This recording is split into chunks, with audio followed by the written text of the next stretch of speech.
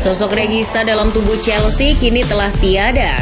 Sang jenderal lini tengah yang kadang tak dihargai Chelsea bernama Jorginho Frelovilho itu kini telah berganti jubahnya menjadi merah.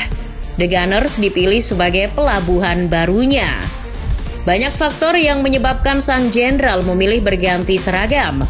Di balik itu semua, lantas apa sih yang diharapkan Arsenal dan Arteta untuk pemain yang umurnya sudah menginjakkan 31 tahun itu?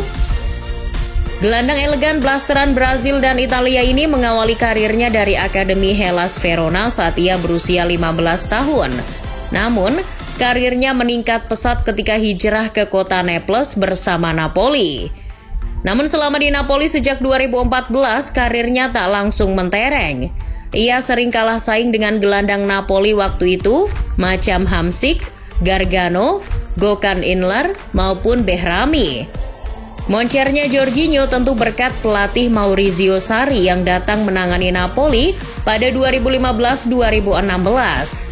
Tak pelak ia dianggap sebagai anak kesayangannya Sarri karena sering dipercaya mengawal lini tengah Napoli sejak saat itu.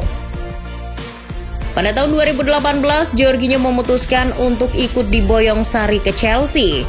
Sarri membutuhkan Jorginho sebagai otak dalam penerapan Sarri Ball di Stamford Bridge.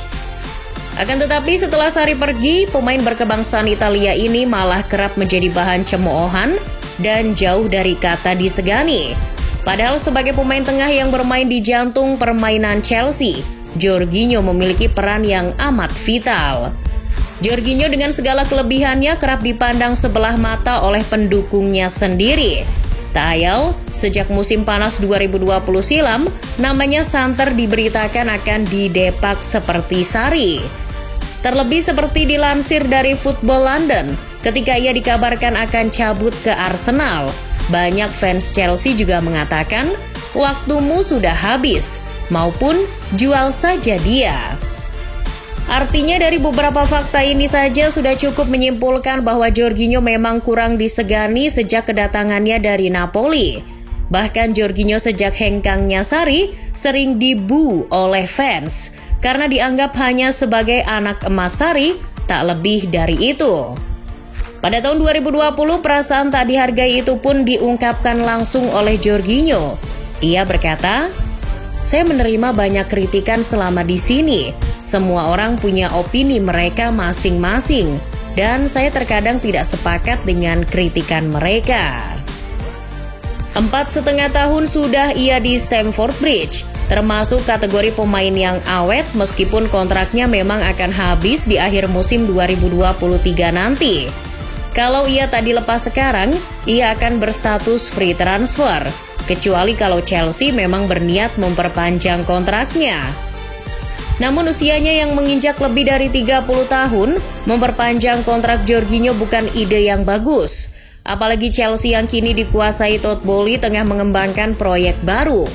Hedon mendatangkan seabrek pemain, salah satunya mendatangkan Enzo Fernandez di menit-menit akhir bursa transfer seharga 121 juta pound sterling.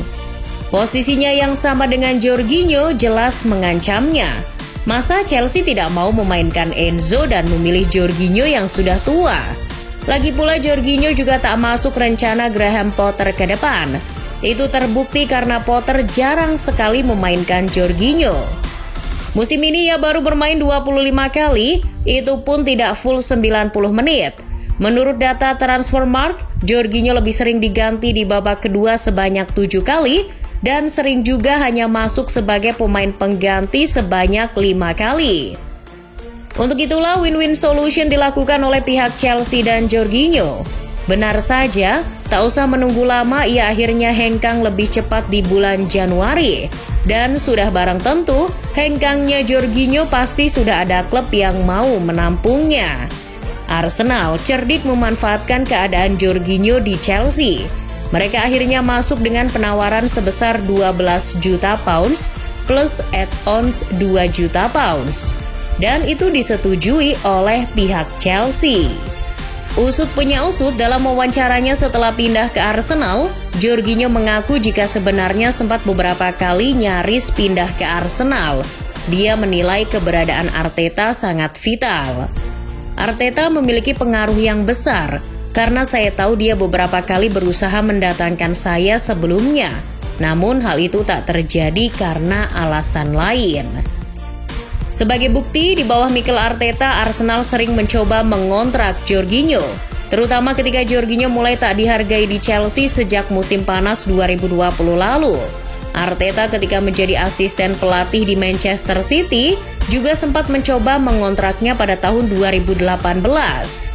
Namun ketika itu Jorginho menolak karena ingin ikut Sarri ke Chelsea. Setelah benar-benar hijrah ke Arsenal, lantas apa yang diharapkan Arteta pada Jorginho? Tentu yang paling utama adalah mental juara serta kedalaman skuad. Alih-alih mendatangkan Caicedo seharga 70 juta pounds, Arsenal dalam hal transfer bertindak smart dengan sukses mengikat pemain yang lebih murah, sudah terbukti, serta punya pengalaman yang luar biasa. Ikatan kontraknya pun cerdik, hanya sampai 2024 plus opsi perpanjangan setahun. Artinya Arteta mengerti betul, ini adalah jalan singkat untuk memperkuat timnya dengan pemain yang lebih punya pengalaman.